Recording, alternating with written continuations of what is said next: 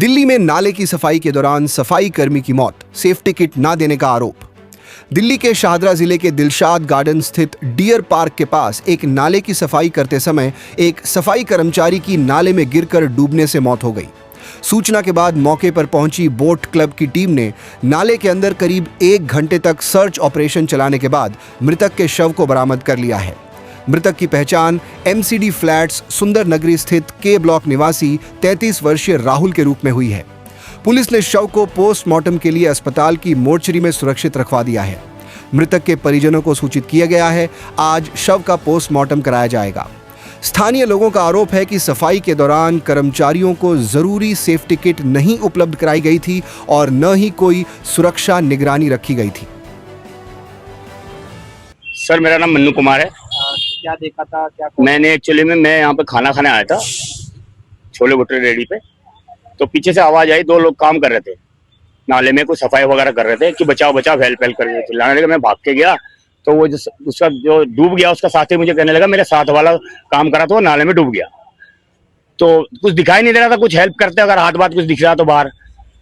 तो हमने फिर 2-3 मिनट वेट करे, तो फिर मैंने 112 पे कॉल करा। 112 में कॉल करते 5-7 मिनट में जीसीबी आ गई थी।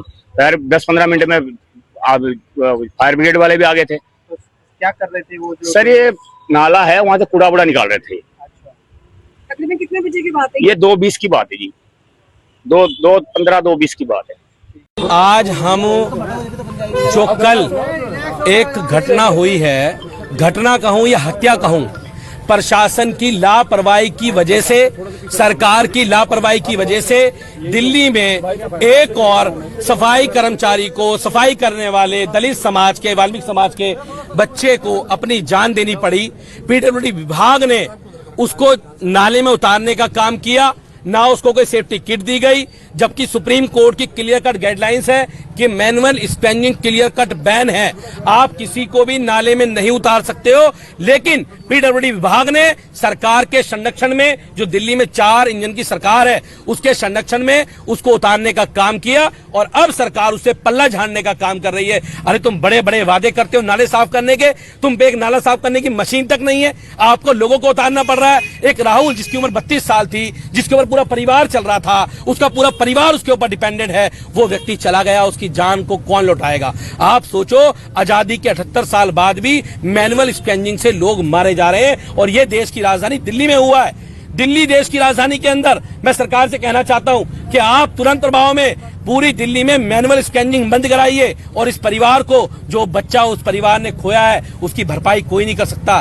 सरकार तुरंत प्रभाव में उसको उचित मुआवजा दे, उसके परिवार को सरकारी नौकरी देने का काम करे और उस कॉन्ट्रैक्टर को, उस PWD को, जिसके जेई की रहने की वहां खड़े होने की जिम्मेदारी थी, जिस ए की खड़ी जिम्मेदारी थी और वो वहां नहीं थे, उनके ऊपर कार्रवाई करने का काम करे, उनको जेल में डालने का काम करे और उस परिवार को न्याय देने का काम करे।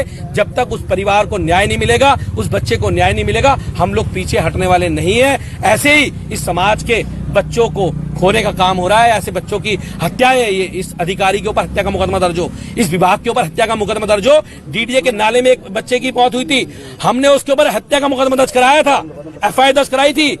पुलिस प्रशासन हम अभी मिले हैं, हम पुलिस से भी कह रहे हैं कि वो इसके AE और JE के ऊपर FIR करेगा, नहीं करेंगे तो हम कोर्ट में जाकर FIR कराएंगे, लेकिन छोड़ने वाले नहीं है। और ये जो सरकार मुंह पे टेप लगा के बैठे ना, अखबार में छपाया कि हमारा कोई लेना देना नहीं है। आपको बता दूं रेखा गुप्ता जी, वो नाला भी तुम्हारा था, जिस नाले में घुसेड़ा वो अधिकारी भी तुम्हारा था, बस वो घुसने वाला बच्चा हमारे परिवार का था, वो आपके परिवार का नहीं था। बाकी पूरा विभाग आपके पास था, जिस विभाग ने उसे नाले में उतारने का काम किया और मैनुअल स्कैनिंग कराने का काम किया। सरकार पल्ला नहीं झाड़ सकती है, सरकार को जवाब देना पड़ेगा कि आखिर देश की राजधानी में मैनुअल स्कैनिंग क्यों कराई जा रही है। ब्यूरो रिपोर्ट, टीम मानस न्यूज।